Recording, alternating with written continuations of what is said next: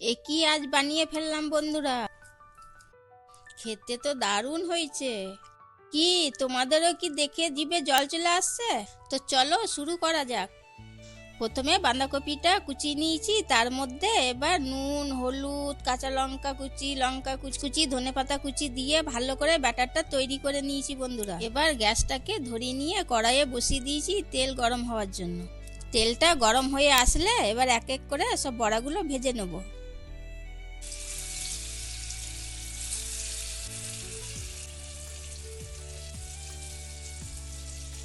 সবকটা দিয়ে দেওয়ার পর এগুলোকে লাল করে ভেজে নিতে হবে।